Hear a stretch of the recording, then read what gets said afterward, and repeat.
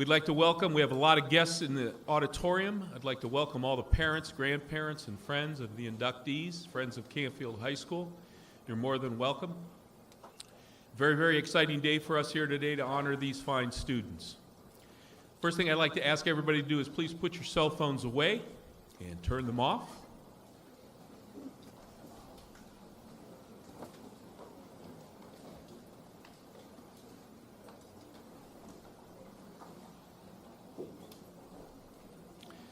It is a long-standing tradition at Canfield High School that we honor our seniors. These last few times we enter the auditorium, we'll be doing this again for our senior awards assembly. But at this time, we would ask everyone to stand and remain completely silent as our seniors enter the auditorium.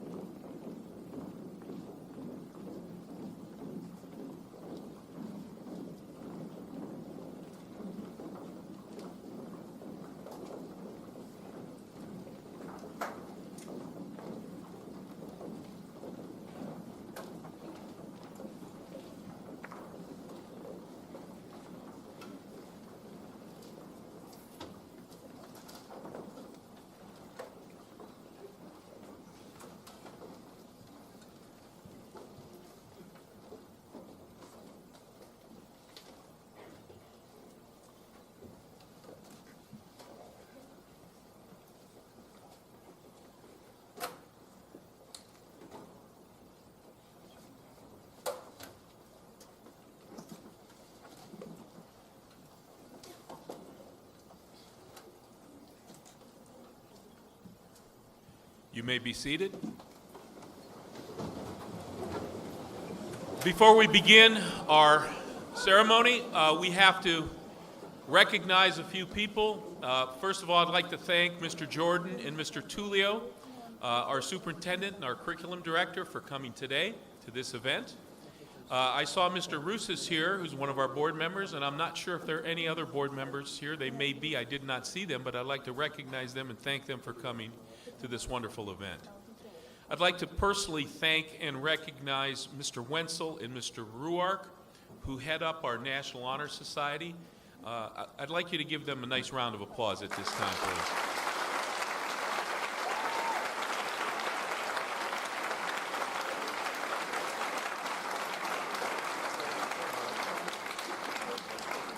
One wonderful thing about Canfield High School is many events are completely run by students, and this ceremony will be no exception. So at this time, I'd like to introduce Serena Sethi, who will be our Master of Ceremonies today.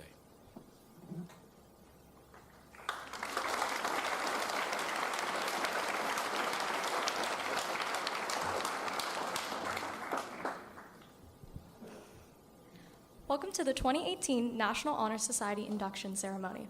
The students we are about to introduce were selected into the Canfield chapter of the National Honor Society because they excelled in scholarship, character, leadership, and service. These four qualities are the founding pillars of NHS, as represented by the 4 candles we will soon light. As the inductees are announced, they will come forward and receive their medals. Then they will sign the membership book as having been inducted on April 25th, 2018.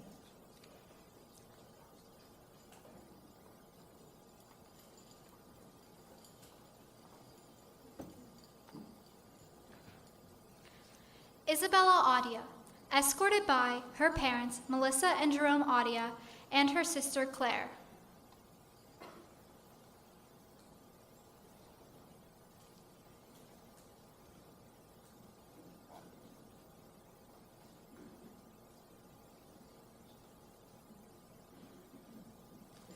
Danya Bajwa, escorted by Mr. and Mrs. Bajwa.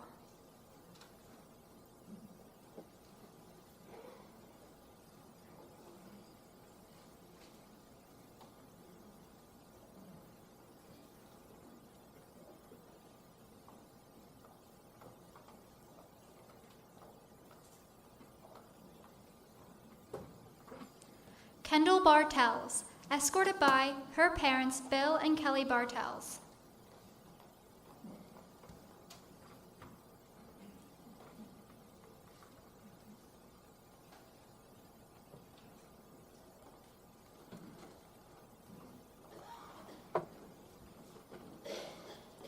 Rachel Beal, escorted by her parents Jenny and Ray Beal.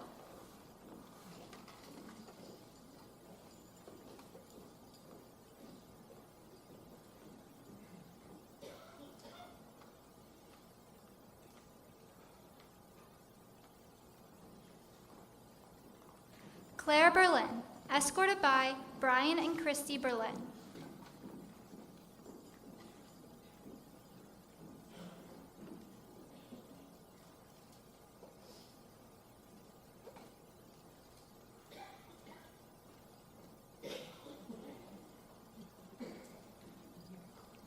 Alexis Burnett, escorted by Sherry and Dr. Ray Burnett and her brother Raymond.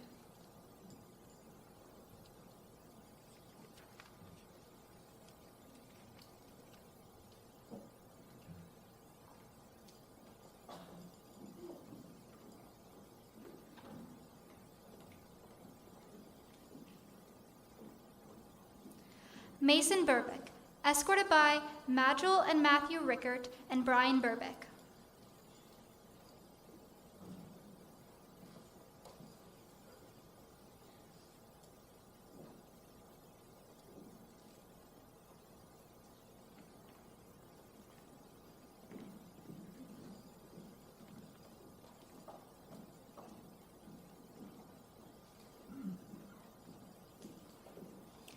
Dante Calabria, escorted by Eugene and Carol Calabria.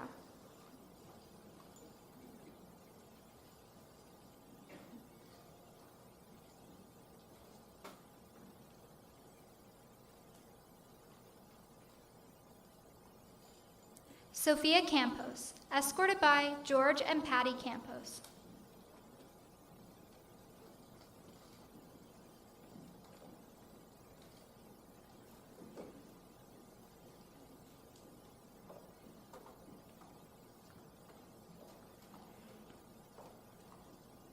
Mariah Cashbaugh, escorted by Stacy and Sunny Cashbaugh.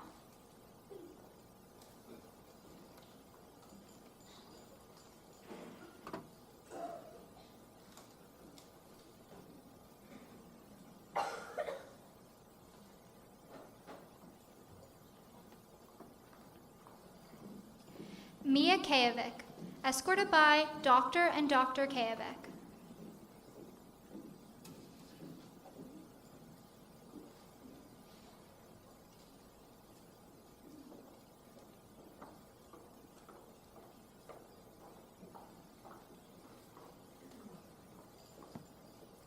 Sydney Sanciola, escorted by Tim and Susan Sanciola.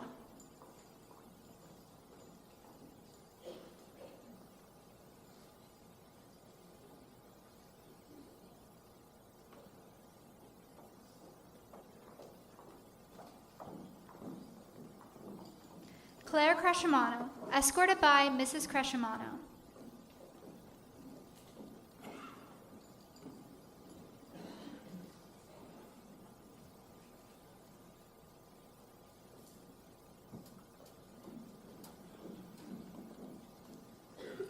Brooke Ember Chrisman, escorted by her parents Lionel and Dina Chrisman.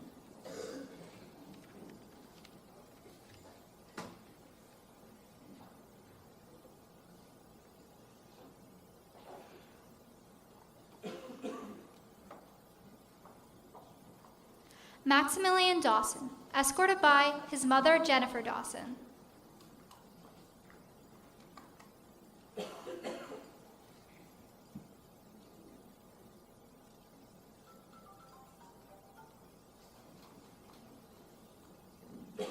Dominic Duramo, escorted by Mr. and Mrs. Duramo.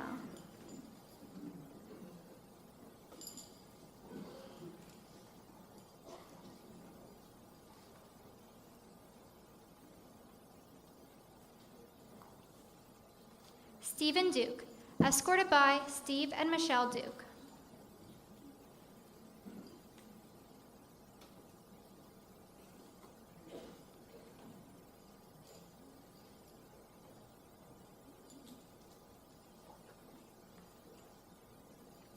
Constance Economist, escorted by her parents, Dr. Constantine and Renee Economist.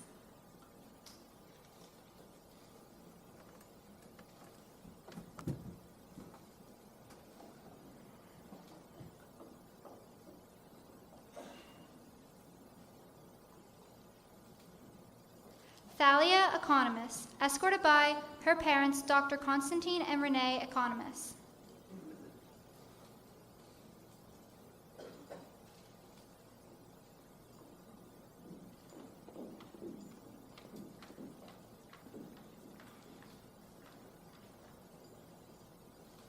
Nicole El Hayek, escorted by Dr. Consuelo Mendez and Dr. Munir El Hayek.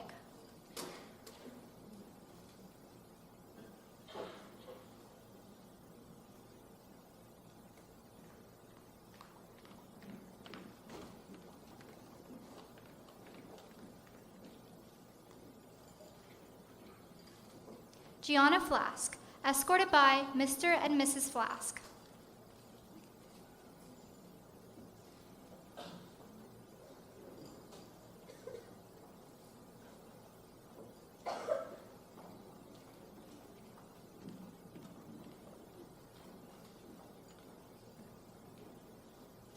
Kyle Gamble, escorted by his mother Michelle Watkins and stepfather Dave Watkins.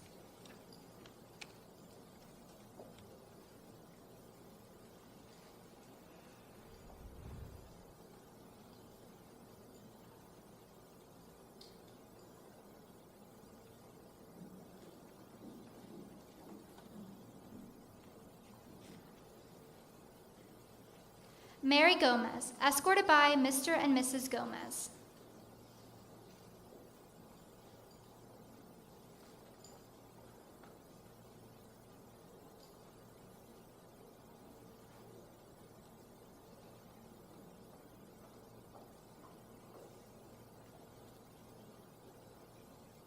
Gregory Halley, escorted by his parents, Dr. and Mrs. Jeffrey Halley.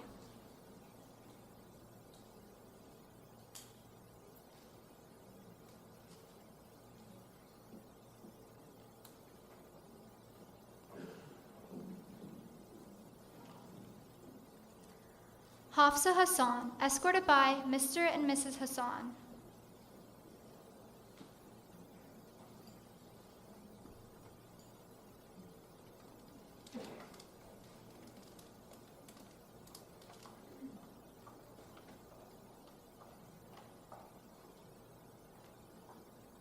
Marissa Head, escorted by Ian and Michelle Head.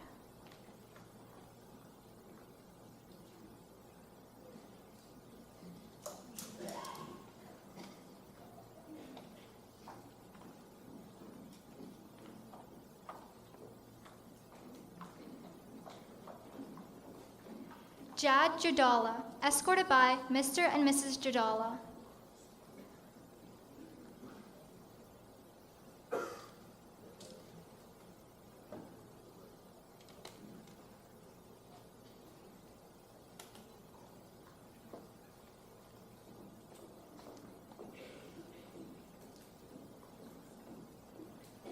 Aiden Jones, escorted by Mr. and Mrs. Faseska.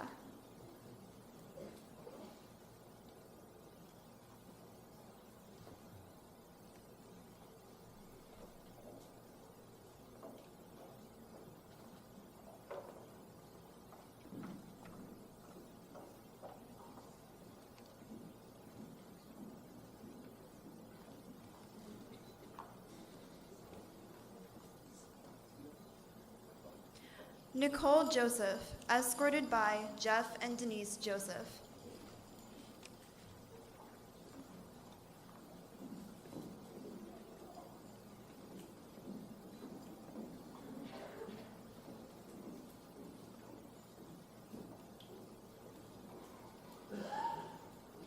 Sydney Carlock, escorted by Doctors Larry and Catherine Carlock.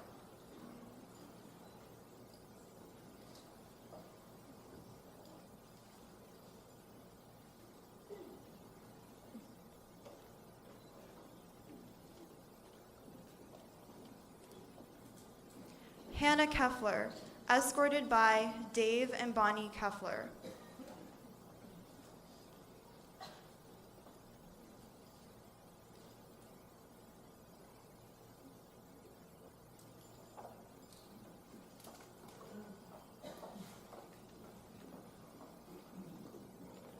Candace Krakovich, escorted by Mr. and Mrs. Krakovich.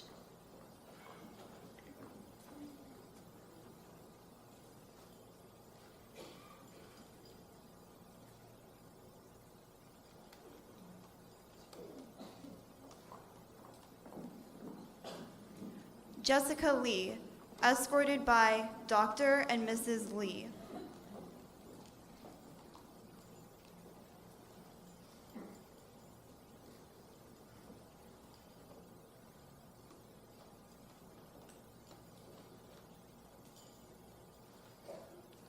Joseph Marzano, escorted by Mr. and Mrs. Marzano.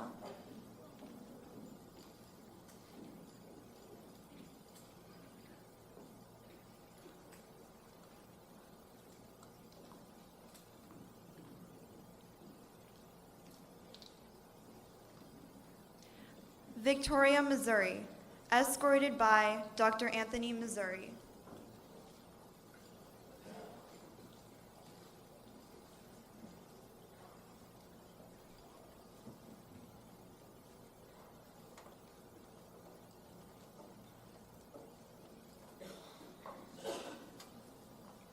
Cole Morrell, escorted by Mr. and Mrs. Morrell.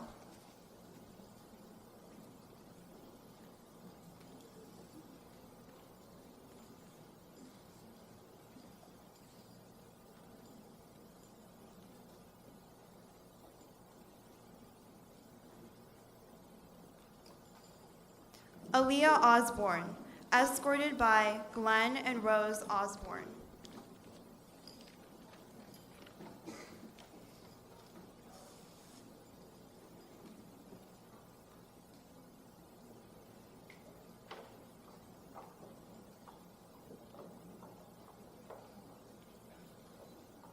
Luke Polani, escorted by his parents Bill and Judy Polani.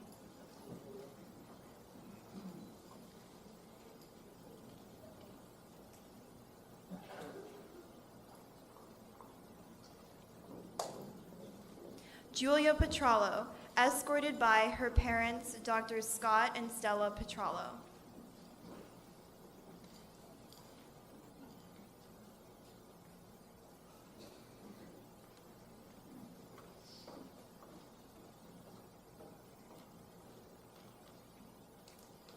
Dominic Pololi, escorted by Mr. and Mrs. Pololi.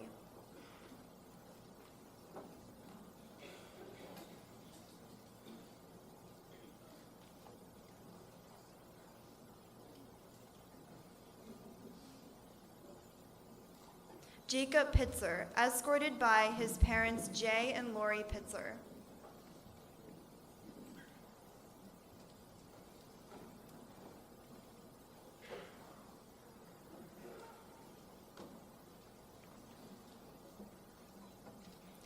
Vincent Prologo, escorted by his parents Dominic and Carrie Prologo.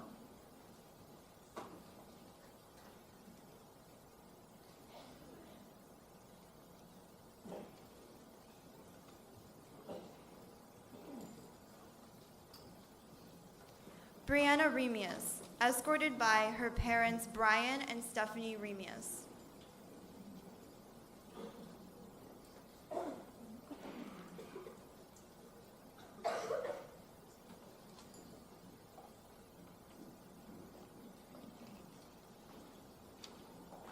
Gabriella Samarone, escorted by her parents Dr. Chuck and Debbie Samarone.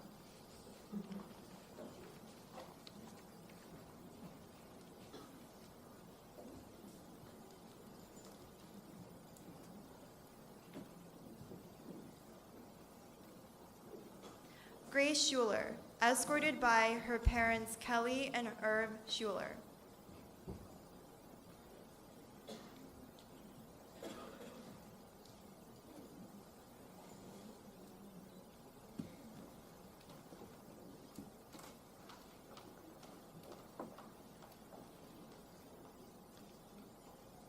Hallie Schneider, escorted by her parents Richard and Dawn Schneider.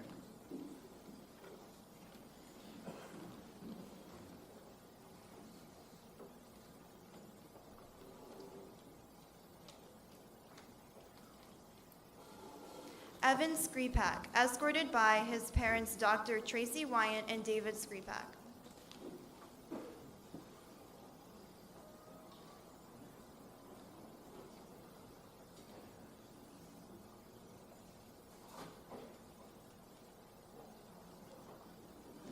Lauren Slinker, escorted by her mother Abby Slinker.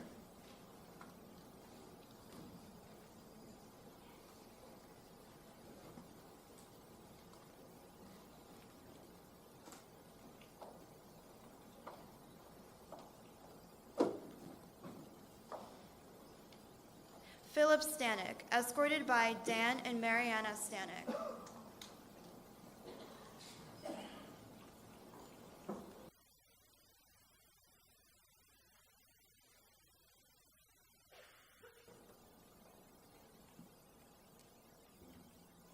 Jenna Troxel, escorted by Thomas and Darla Troxel.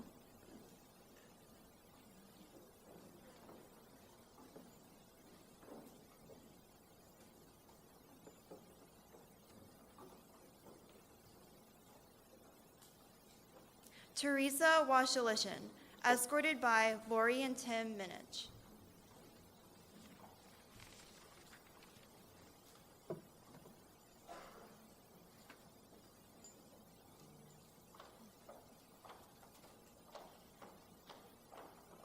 Lindsay Wills, escorted by William Wills and Sonia Carcione.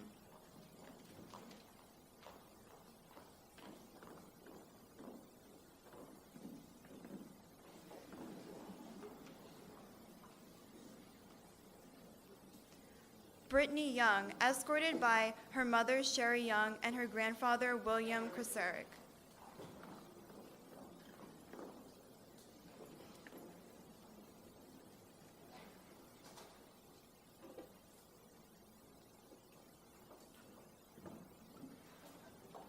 Emily Yurchison, escorted by her parents Debbie and John Yurchison.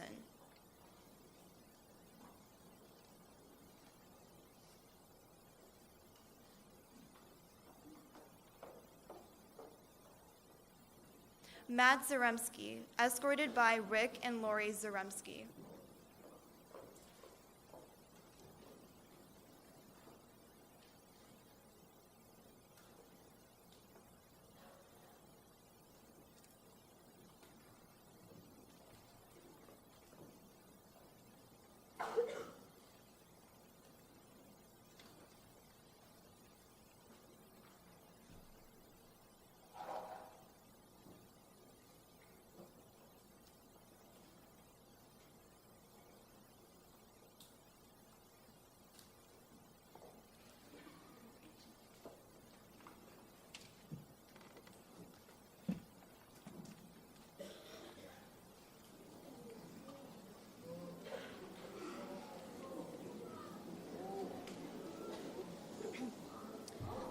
At this time, Cara DeChurch will speak on the pillar of character.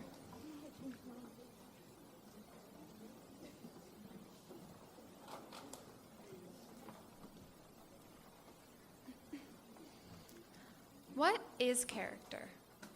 Is it your ability to be kind and compassionate towards others, or who you are when you're all alone?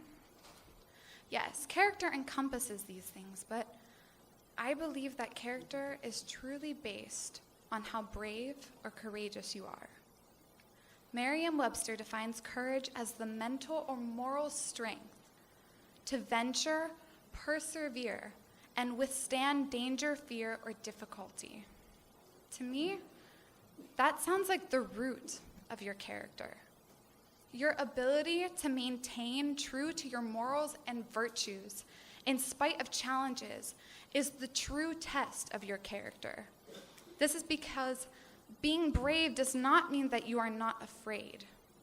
It means that you do something even though you are absolutely terrified because you know it is the right thing to do. We're all afraid to fail and to be ridiculed by others. Fear can make us alter our personality depending on the crowd. We aren't courageous enough to let everyone see who we truly are. We've become a generation of pretenders due to caring about what others think, but not actually caring about others. And we love to compare ourselves to others and put ourselves down. The idea of being fearless is exhausting, so most of us decide that it's not worth it. And we forget that no one is perfect. My friends, we are so far from it, but that is what is so amazing. Yes, we are created equal in value, and we should get paid equally.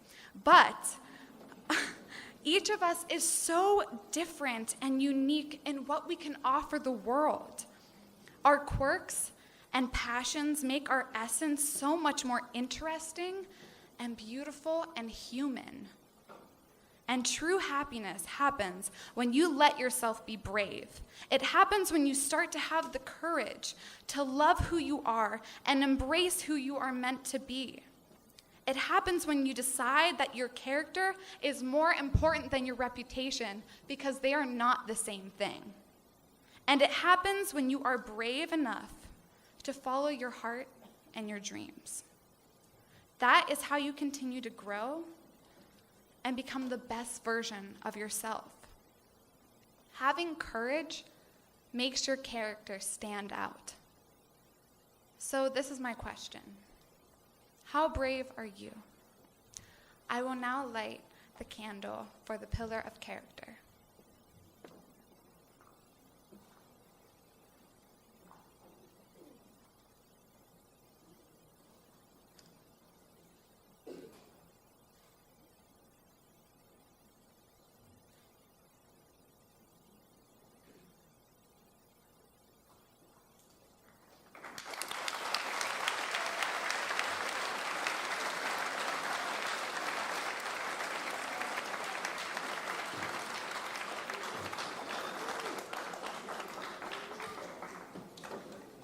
Sam Agardino will now speak on the pillar of leadership.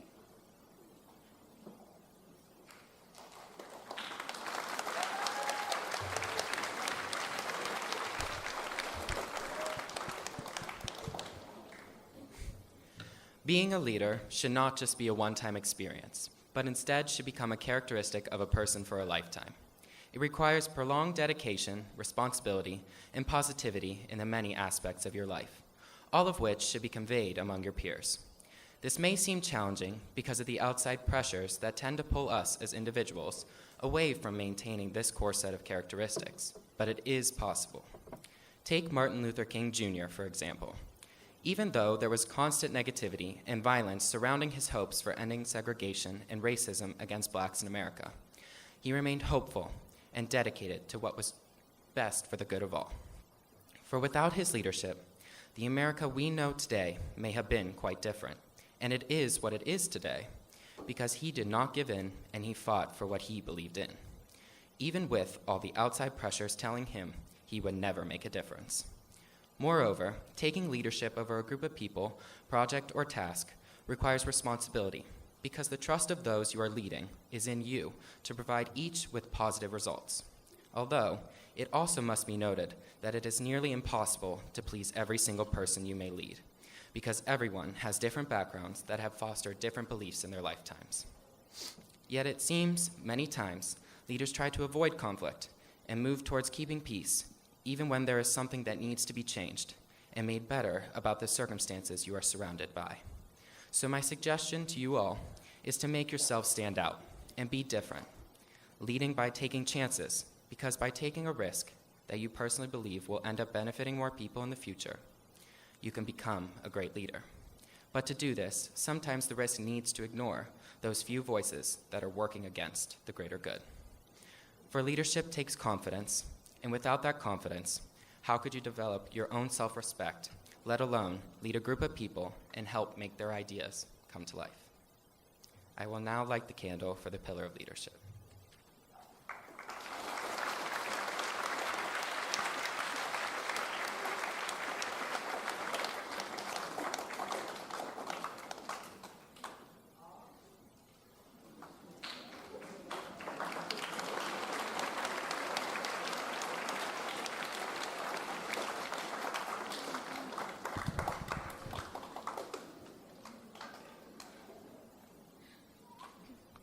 Speaking on the pillar of service is Allison Leone.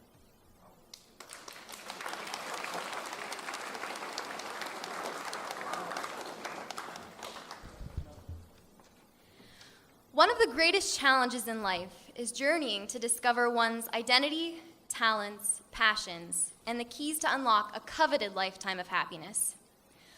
All of the students inducted into the society are given the opportunity to participate in acts of service, no matter the amplitude of their effects. One thing that I have learned about service is that you will get out exactly what you put into it. No one can do the work for you, but if they do, the reward will be meaningless and the beauty of service will be lost. This pillar is a constant learning process because of its ability to challenge people into putting themselves in uncomfortable situations and growing so much as a human being in the end. A common excuse that I've been hearing recently is, I would do this for someone, but I'm just too busy right now. Of course we're busy. We all have lives.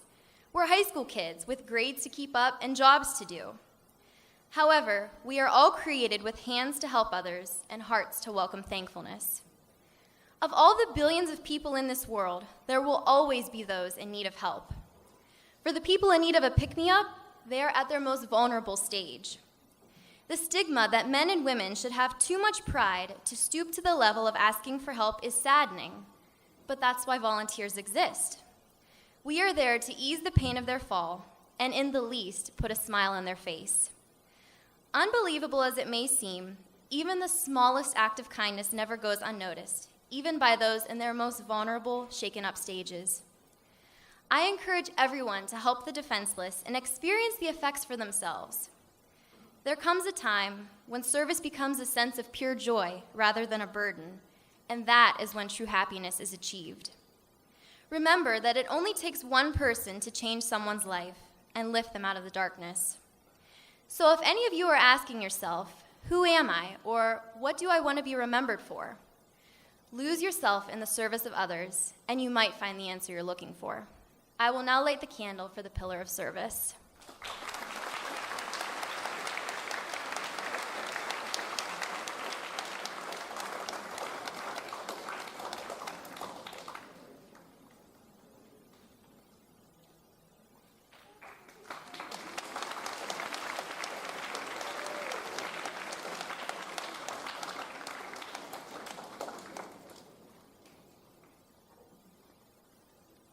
Sydney Lewis will give the last speech on the pillar of scholarship.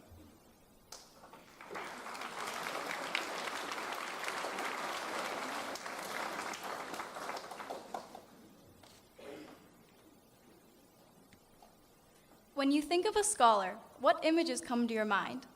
I imagine a scholar as a famous scientist who spends the majority of his time in a dark, secluded, fire-lit dungeon, painstakingly writing hypotheses over and over in a hefty book stuffed with formulas and theories. But the pursuit of scholarship is a much different experience for students, though. We sit in our messy rooms with tabs of SparkNotes and Google search results, countless ringing text messages, and blasting music that provides us the motivation to turn in a 500-word essay by midnight. The truth is, between a famous scientist and a student, there is no difference. They both represent a dedicated, devoted individual who's on a quest for knowledge for the sake of knowledge. A student who is willing to give up their time and effort to cultivate their mind has truly understood the principle of scholarship. Scholarship is a wholehearted commitment to learning, no matter the circumstances. The pursuit of scholarship requires determination, character, and most of all, a fire in the heart for a passion to succeed. In life, the quest to obtain scholarship will present unforeseen twists and turns, and you may question where the journey of scholarship will take you. However, the journey that you will encounter will unconditionally promise the greatest power of all: knowledge. The solutions of the universe are guarded behind a locked door of seemingly unsolvable questions. The power of knowledge is a boundless gift that gives us the key to unlock the prized solutions of the world. A true scholar is one who chooses to endure the difficult pursuit of learning to discover hidden knowledge and recover it for the greater good of the world. The power of knowledge is immeasurable. So what will you do with your knowledge? I now will light the candle of the pillar of scholarship.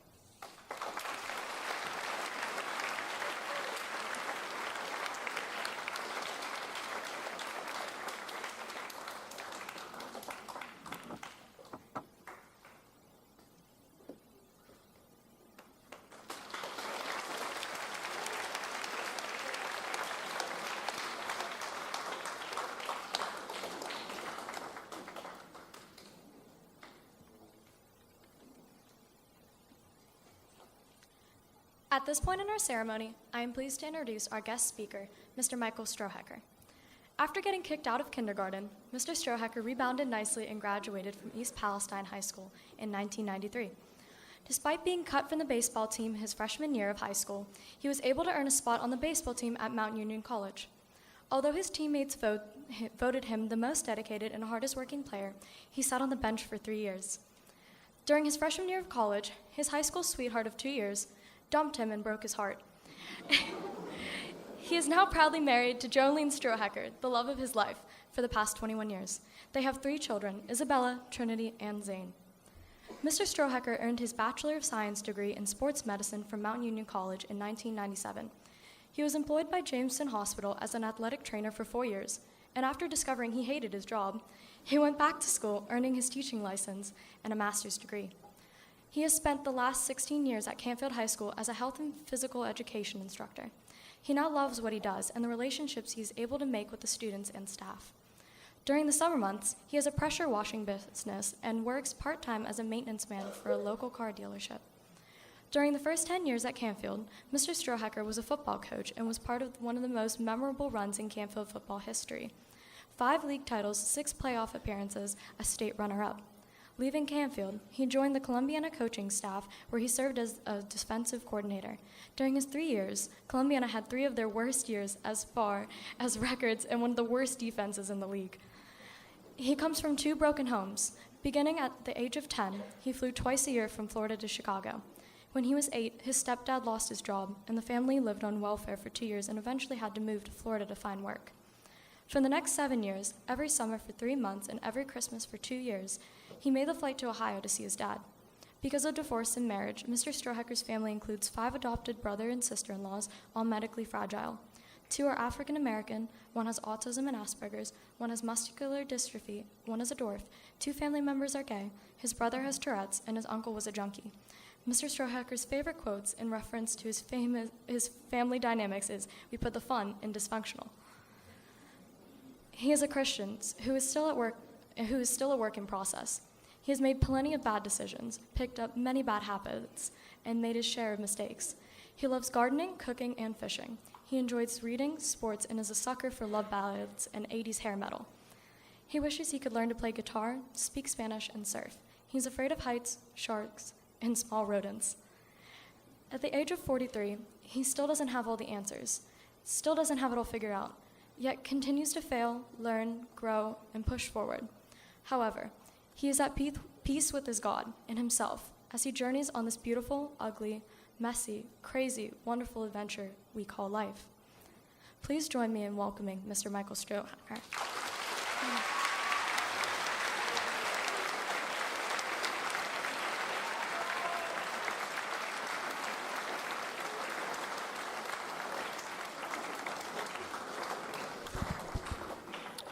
Thank you. I would like to start off by acknowledging that beautiful lady I married 21 years ago, the love of my life. Thanks for being here. I love you, babe.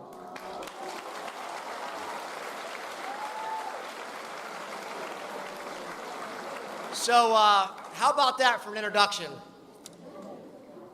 But that's the real me. The good, the bad, the ugly. In a different setting, I could also share with you the best and the worst of me. I'm laying my life bare for you today for 2 reasons that will eventually lead me to the point of my message for you today.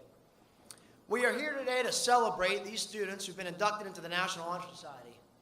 It's something to be celebrated. These students up here, their families present today, should be proud. However, I want to challenge them and you today with this thought. Whether you are on this stage today or whether you are sitting out there, if this accomplishment is the high point or the lack of it is the low point of your life, you've greatly missed the mark. Please don't misunderstand me on this. I'm not belittling the achievement today, but that piece of paper will most likely find a box somewhere in your closet and never see the light of day after this. For you on stage, don't quit striving for academic achievement, acts of service, and developing your character and leadership skills. But don't let this one event define you. For those of you sitting in the audience, don't quit striving for academic excellence, acts of service, developing your character and leadership skills. But don't let the lack of inclusion in this event define you. What I want to propose today to all of us here is this. I would like to invite each of us to be inducted into living a life of honor. And when I say honor, I am really talking about love. Isn't the foundation of those 4 pillars, scholarship, service, leadership, and character, summed up with love? Is there any other higher calling? Why did I open up the veil into who I am? The first reason is this. Do we really know people anymore? I've been part of this building for 16 years. Most of you know me as Stro, the health and phys ed teacher. You see me in the hallways, the classroom, the cafeteria every day. But you only see one part of me. You just see me wearing that hat for that part of the day. Make no mistake about this fact of life. What we do is not who we are. I've been an athletic trainer, a teacher, a coach, but those things I do are not who I am. Even my colleagues, the people I work with on a daily basis, don't know most of those things about me. They are actually only a small group of close friends here that know that much. Which brings me to my first point today as I speak about entering and developing a culture of honor in our lives. We first must learn to honor ourselves. We live in a culture and society now that tries to define us, tell us who we are based on our last names, where we live, our faith, our color, what clothes we wear, what activities, interests, or groups we engage in and belong to. We wonder why we live in a time when we are more alone, more depressed, stressed, and emotionally distraught. When we can come to grips with who we are, lay it out there and bare our souls and enthusiastically embrace it, and not care what people think or say, recognizing, owning, and accepting our greatest attributes and our biggest failures and weaknesses, it is only then that we can step into a culture of honoring and loving ourselves. We spend so much time putting on masks and fronts, trying to create this portrait of ourselves for the sake of acceptance and approval from everyone around us. This idea we have it all together and we have life figured out and nothing is wrong, that we should have to walk through life with regret and shame. If you are living to please people, you will be sorely disappointed. I'm not talking about disregarding people's opinions or feelings, taking advantage of someone, or dismissing the power of acceptance. No, those are real human drives, desires and needs. We should desire the approval and acceptance of others. But at what cost? Not truly knowing and accepting and loving yourself? Recognizing and embracing the beauty and the uniqueness of your created identity, being proud and comfortable in your own skin? We all have built-in excuses, and I surely do. Just read my bio again. But can we get to a point where we allow ourselves the grace and forgiveness to fail and make mistakes? Can we acknowledge our imperfections and glory in our brightness? And can we admit that we don't have it all together while at the same time diving headlong into our passions and dreams, no matter what anyone else thinks? We can either get bitter or get better. Can we stop taking ourselves so seriously? Putting or accepting all these pressures and irrational expectations on ourselves and each other. And the choice is yours. But know that none of you in this room are an accident. Each and every one of you have a purpose. We all have a future and a hope. When we acknowledge these truths and begin to live them out, we begin to love ourselves and create a culture of honor who we were truly created to be. This brings me to my second point. When we first learn to honor ourselves, we then begin to honor others. Honor creates life-giving and life-promoting relationships. The key here is accurately acknowledging who people are. which will position us to give them what they deserve and to receive the gift of who they are in our lives. This culture of honor is not built on what I need. It is built around what I can give. And I don't learn to give it to those, and if I don't learn to give it to those who deserve it the least, I will continue to live in an environment without honor. Life flows through honor, and the fruit of establishing a culture of honor is that love begins to flow into people's lives, homes, communities, and schools, bringing healing, restoration, blessing, joy, hope, and wholeness. If we are not seeing this fruit, then we must ask ourselves whether we are truly honoring those around us as we ought. See, we were never meant to do this alone. We need to learn and grow from the experiences and wisdom of others. Many of you don't realize the composition of the lives of the people around you. Their hopes, fears, securities, their successes, failures, their hurts and joys. There is so much to enjoy and learn from one another, yet we too often don't allow ourselves the opportunity. I've often said not to honor your elders because they're always right. Honor them because they have more experience at being wrong. You young people, this is not meant as an insult. There's something to learn from that, if you're willing to humble yourself and enter into it. But there is also a charge to the adults in this room, to also humble yourselves and engage our young people, our children, in honest dialogue, to stop taking ourselves so seriously, be real and open, to stop putting unrealistic pressures and irrational expectations on them. We have lost the intimate connection with who we are supposed to, we have lost the intimate connection we are supposed to have with people. We have lost the art of pressing the flesh, really connecting with people, getting to truly know and understand them and develop deep, meaningful relationships. We're too busy pressing buttons, connecting to screens, earbuds, and social media. And now more than ever, we are taking in great amounts of information without deep meaning. And we are more able to be connected, but seem even more disconnected from living real, authentic lives. We have become more about humans doing than humans being. Many of us escape the sometimes ugly uneasiness of getting real with people to fake virtual worlds of artificial relationships. We follow people we have no real vested interest in and surround ourselves with electronic likes, followers, and friends when right in front of us every day are real people we can win with, lose with, learn with, grow with, and truly do life with. When you have a family and a few close friends and their unconditional love and support, what else do you need? Honoring, respecting, and loving others begins with ripping open the veil of our lives, exposing the lies and self-righteousness we blanket ourselves with, and allowing each other to realize and understand that we are probably more alike than we are different. However, it comes with the risk that some people may still reject you, form an unfair opinion of you, or treat you like you are less than them.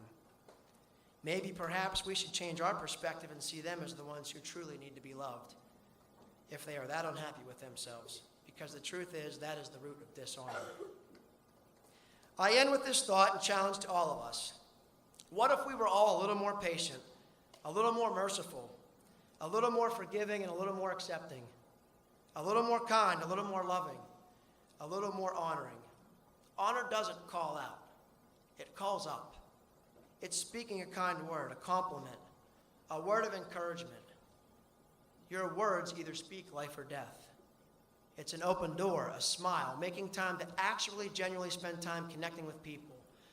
It's taking out the earbuds and unplugging from our personal soundtracks, games, text, social media, and connecting back into real life with real people, making real memories.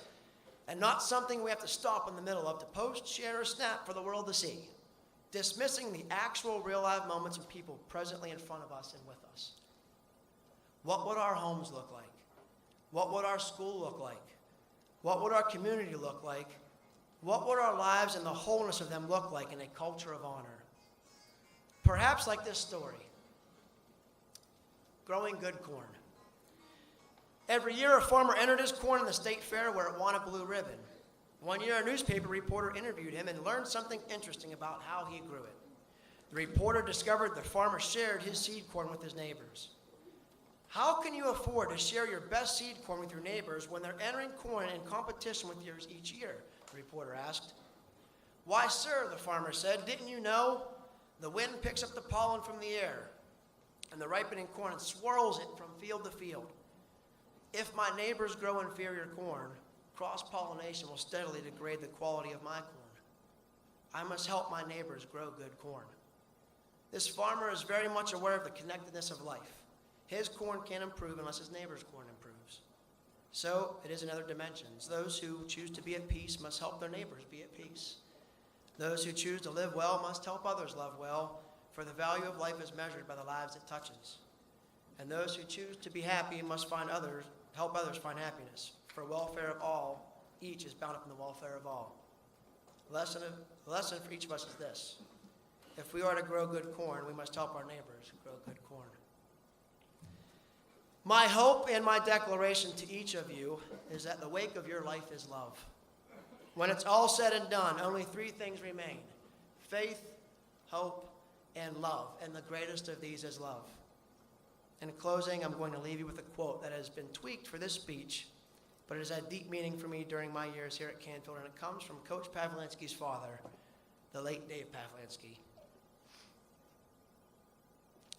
Your God loves you. Your teachers and coaches love you. I love you. Love one another. Thank you.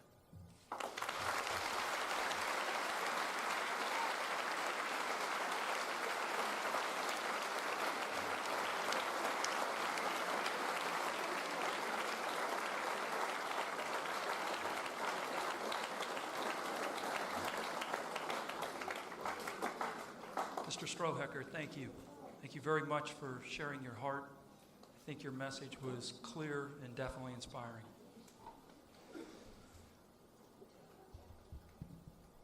One of the most rewarding aspects of teaching is seeing students excel, not only in the classroom, but seeing them mature and grow as people. These juniors and seated here before you today have accomplished much through dedication and hard work. They have met and in many cases surpassed the requirements needed for membership into the National Honor Society. A stiff criteria that requires a cumulative grade point average of 3.75, participation in two school activities each year, a total of 60 hours of service to their community by the end of their junior year, and a positive evaluation of character and leadership. They've spent countless hours studying, completing projects, taking notes, practicing their sports and speeches, and rehearsing their music and plays. And yet, they willingly give of their time to help others. We're here today to congratulate these juniors and publicly recognize their accomplishments and encourage them to even push higher. They do deserve credit for their successes, but so do the people who escorted them down the aisle today, as well as the many others who have spent countless hours helping them, loving them, and encouraging them to be the people they are today. Please join me in giving the parents, grandparents, special friends, teachers, and administrators a round of applause for their hard work and dedication.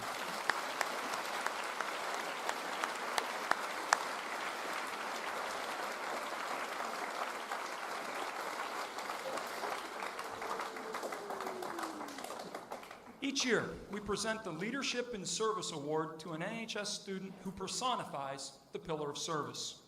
A lot of different factors are considered when Mr. Ruark and I determine the recipient of this award.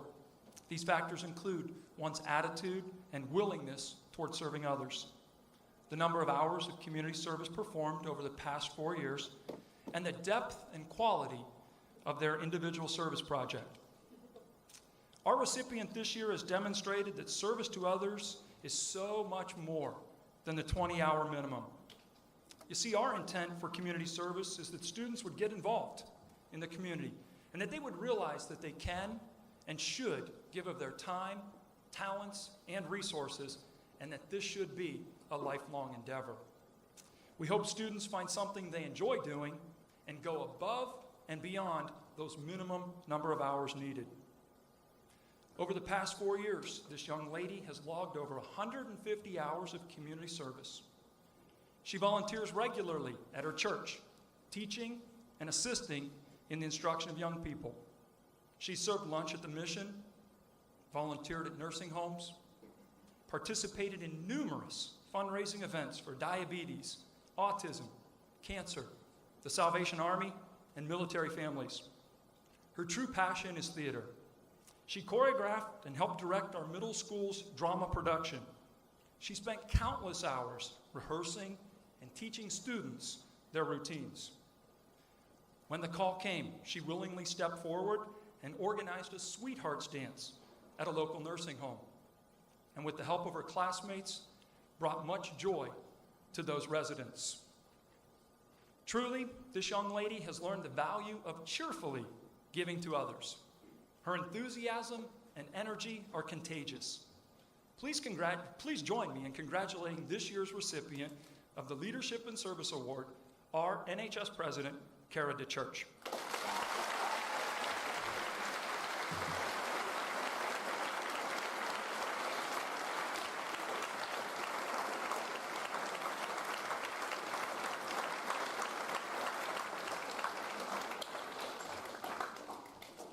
Would our current NHS seniors please rise? Mr. Ruark and I have really enjoyed working with these seniors, and we'd like to take this opportunity to publicly thank them for their service and dedication to this school, their community, and our NHS chapter. This year alone, these individuals have volunteered more than 1,693 hours of verified community service, served lunch to approximately 850 men and women, and then designed, implemented, and managed their own service projects. Please join me in thanking our seniors. Thank you, seniors.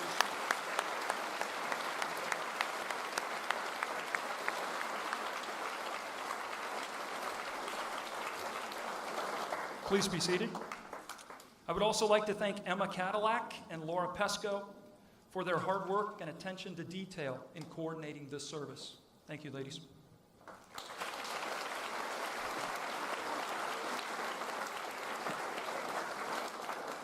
Juniors, you've heard some very strong words regarding character, leadership, service, and scholarship. You've heard testimony of the accomplishments of those that have gone before you. Being an NHS member is both a privilege and an honor, but with that honor comes great responsibility.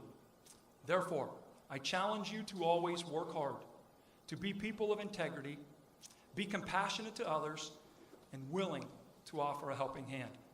Very simply, when you find a need, fill it. So class of 2019, will you continue to hold yourself to the standards and ideals of NHS? Will you strive to reach the bar already set for you and push it even higher? If so, inductees, would you please stand? I want you to repeat after me the pledge for membership. Realizing the honor which has been presented to me by the election into the National Honor Society, I pledge myself to uphold the strong ideals and high standards this organization represents. I will venture further in my goals and strive to serve as an example for my fellow students. I will promote the betterment of my school, myself, and this organization to which I have been elected. Service to others, a broadening of my friendships, and a development of my intellect will serve as my desired attainment. I pledge myself to develop the 4 ideals of the National Honor Society and strive ceaselessly to make them a part of my life now and hereafter. Congratulations. I now present to you the newest members of the Canfield chapter of the National Honor Society.